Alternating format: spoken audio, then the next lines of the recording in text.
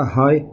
In the previous lectures, we discussed the mechanical ventilation concepts, and we mentioned that we have two kinds of ventilation, which is negative pressure ventilation and positive pressure ventilation. Negative pressure ventilation is what's happened in reality. Okay, during normal breathing, in normal persons, we are creating negative pressures by our mouth.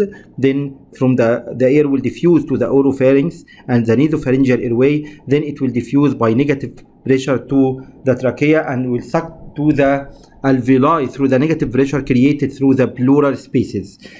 While positive pressure ventilation, it means we are getting the air inside the lung by positive pressure, and this is what happened in the positive mechanical ventilation that we use in our unit. Okay, we mentioned that we have a rule of 4, and rule of 4 shows that first step to define the type of ventilation, is it volume ventilation versus pressure ventilation. This is the first step. The second step is to define what to monitor,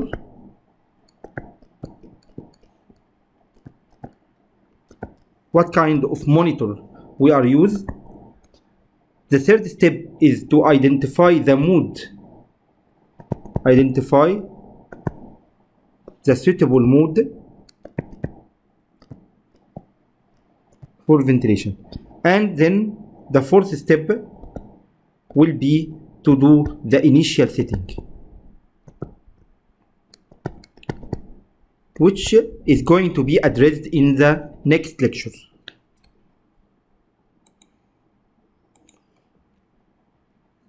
This is our lecture. This is the rule of 4, type of ventilation, the way to monitor, the mode of ventilator, and the initial setting. We define two kinds of ventilation, volume ventilation and pressure ventilation, and we define that in volume ventilation we are giving a constant tidal volume with a constant flow rate and constant respiratory rate, and the pressure will be variable inside the patient according to the compliance and resistance of the lung of the patient. While in pressure ventilation we are giving a constant pressure to pressure, and the tidal volume will be variable between them. So the kind of ventilation we use, either volume ventilation or pressure ventilation. In volume ventilation we need to set fixed tidal volume, fixed respiratory rate, and fixed flow. The pressure inside the patient will change according to the patient condition. Okay, so what we are going to monitor in the volume ventilation will be the difference in pressure. While in pressure ventilation, we need to set two pressures, and the tidal volume will be variable in between them. So we need to set two pressure limits and a respiratory rate. The volume that will be taken by the patient will change according to the patient condition, including lung compliance and the resistance against the airflow. So the second step was, what should we monitor? When we are using volume ventilation, we are giving a constant tidal volume with a constant respiratory rate and a constant flow. So what we need to monitor is to monitor the change in pressure. Okay, so this is the monitor. We need to set a peak pressure, and we are going to monitor the peak pressure, of course with monitoring of the respiratory rate and the minute ventilation. While in pressure mode, we are giving constant pressures, two pressure constants, and the tidal volume will be variable in between. So what we need to monitor is to monitor the tidal volume. Okay, this is a special kind of monitor through the tidal volume alarm. Okay, of course with using the respiratory rate monitor and that minute ventilation monitoring. So we have volume ventilation, pressure ventilation. In volume modes, we are giving constant volume, constant rate, constant flow, and the pressure change. We are going to monitor the pressure. In pressure mode, we are giving two fixed set of pressures, and the tidal volume will be variable in between according to the patient's compliance and the airway resistance. So we are going to monitor the change in the tidal volume as well as the minute ventilation and the respiratory rate. Then we go through some terminologies. AC is assisted control, IMV intermittent mandatory ventilation, SIMV synchronized intermittent mandatory ventilations, bi-level or biphasic non-inverse pressure ventilation with pressure support, PEEP positive airway end expiratory pressure, CPAP continuous positive airway pressure, PSV is the pressure supported ventilation, NIPPV is the non-invasive positive pressure ventilation.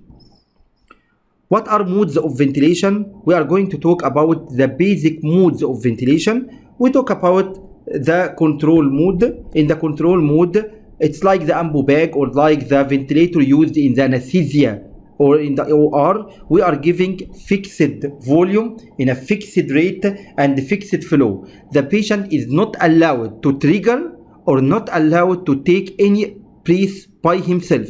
So it's totally controlled. Of course, the control mode, we have volume type and a pressure type. So we can say we have volume controlled ventilation and the pressure controlled ventilation.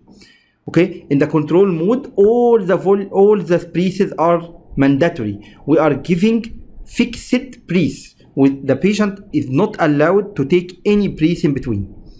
In the assisted control mode, this is a mode that can give control breaths associated with assist. The assist will be developed according to the patient trigger. In the assisted control ventilation, the patient will initiate the ventilation by a simple trigger. Let's say the patient will tell the ventilator, please Mr. Ventilator, I want to take a breath. So the ventilator will identify this as a trigger and the ventilator will give the whole breath to the patient. For example, if we set on the patient assisted control mode volume, and we give to the patient constant tidal volume 500 cc associated with respiratory rate 12 and the flow 50. Okay, when the patient will trigger the ventilator will give the patient 500 cc tidal volume, such as the mandatory breath, the same as the mandatory breath.